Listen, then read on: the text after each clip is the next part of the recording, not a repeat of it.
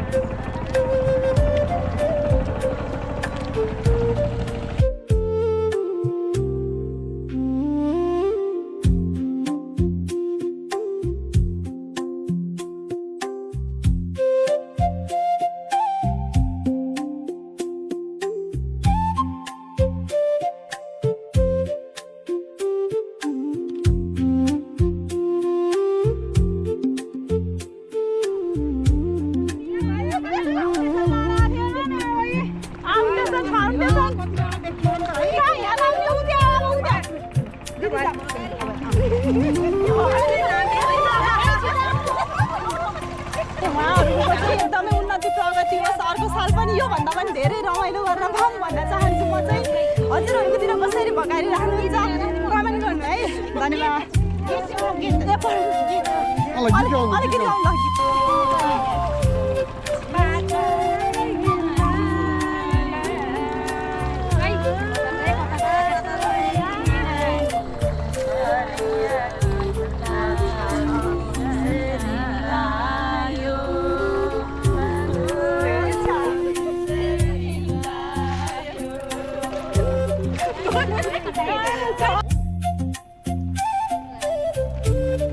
नमस्कार, मेरो नाम सरिता कुमार, म चाहिँ कुसुमे कुमार गाउँमा बस्छु। आज चाहिँ यहाँ हाम्रो रोपार चलिरहेको छ। रोपाई चाहिँ नरङ्गा फाटमा। पहिला यो ठाउँमा एकदमै धेरै दाजुभाइ दिदीबहिनी आमा बुबा भएर खेत रोप्नुहुन्थ्यो, बाक्से हुन्थ्यो। अब पहिला चाहिँ धेरै बाक्से जति छ त्यति नै हली हुन्थ्यो, पाउसे र अनि हली गोरुहरू धेरै हुन्थ्यो भने अहिलेको समयमा चाहिँ के अरे बाक्से कम अनि त्यसपछि दाजुभाइ पनि एकदमै हुनुभयो नि त, कम हुनुभयो। सबै परदेशमा जानुभएको छ। थोरै दाजुभाइ भएको कारणले ट्र्याक्टरको सुविधा, धेरै कुराहरूको सुविधा आएर हाम्रो यहाँ चाहिँ खेत रोप्दैछौँ र के अरे हजुरहरू जति पनि देश विदेशमा रहनु भएको छ हजुरहरूलाई पनि यस्तो फिल होस् कि मैले पनि केही गाउँमा गएर गर्नुपर्छ हुन्छ नि। मलाई यो महसुस हुन्छ कि एकदम के अरे मैले कल्पना नि सोचेको पनि थिइनँ। अब त्यो धनी मान्छेहरूले पनि यस्तो दुःख गर्नुहुन्छ भनेर। जुन अहिले ट्र्याक्टर चलाउँदै हुनुहुन्छ, अहिले हामी यहाँ खेत रोपिरहेका छौँ सबैजना दिदीबहिनी मिलेर रमाई किन रोपेको छ भने उहाँ दाइ हुनुहुन्छ कि एकदम हाम्रो दिमागलाई पनि अझै प्रोडक्टिभ एकदम के अरे एनर्जी दिनुभएको छ। काम चाहिँ गर्नुपर्ने रहेछ भन्ने हात चाहिँ त्यो दाइले देखाउनु भएको छ। उहाँको पोखरामा घर छ, पोखरादेखि आएर हेर्नु साथीहरू, पोखराबाट आएर यो ठाउँमा खेत रोपेर धान लैजाने भनेको सानो कुरा होइन। यति राम्रो काम गर्नुभएको छ भने तपाईँ हामी पनि त यही गाउँमा छौँ, ठाउँमा छौँ।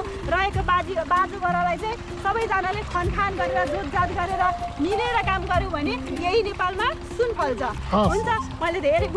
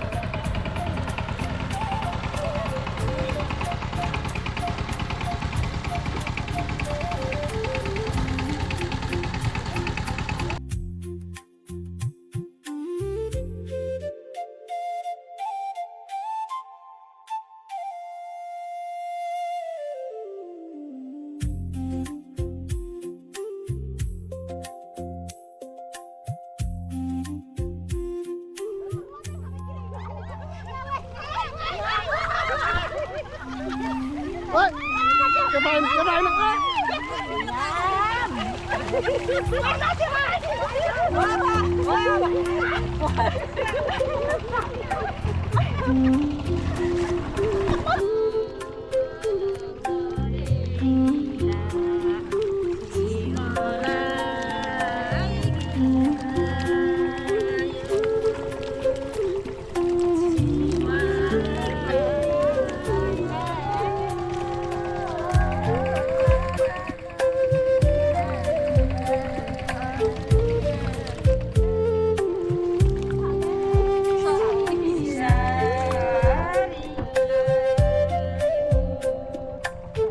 नमस्कार हामीलाई चाहिँ एकदमै रमाइलो लागेको छ असार मास धान रोपेर मुरी फलाउने समय आएको छ असार हामी चाहिँ किसानीहरूको एकदमै एउटा अरू बेलामा जागिर खान जानुहुन्छ भने अरू साथीहरू हामी चाहिँ यो रोपेर वर्षभरि पुग्ने धान लगाउँछौँ आशा छ हामीले यो वर्षभरि रोपे हुन्छ नि त्यो वर्षभरि खाने धान लगाउँदाखेरि चाहिँ हामी दिदीबहिनी एक्लैले गर्न सकिन्न यो काम चाहिँ हामी दिदीबहिनी मात्रै नभएर दाजुभाइको पनि आवश्यकता छ त्यहाँ देख्न सक्नुहुन्छ ट्र्याक्टर पनि छ र पाक्से पनि हुनुहुन्छ अनि हामी सबै मिलेर यसरी धान रोप्दैछौँ यसरी धान रोप्दाको मजै छुट्टै छ हजुरहरूलाई कस्तो लाग्छ भन्नुहोस् त अनि दिदी हजुरलाई कस्तो लागिरहेछ आफ्नै घरमा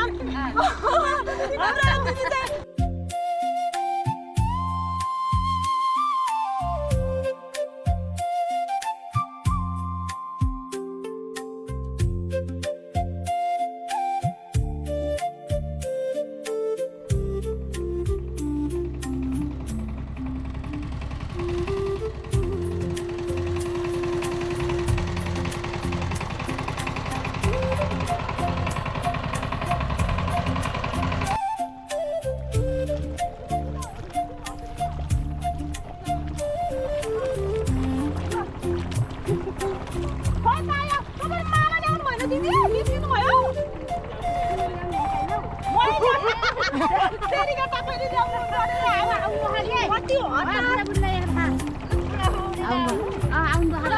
चाहिँ आइसक्नु भएर पनि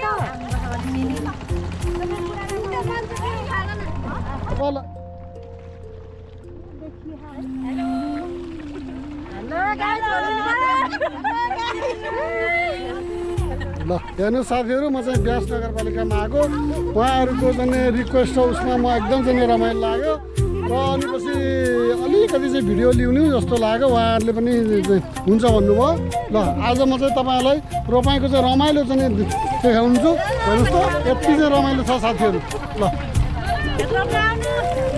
खेत रोप्नलाई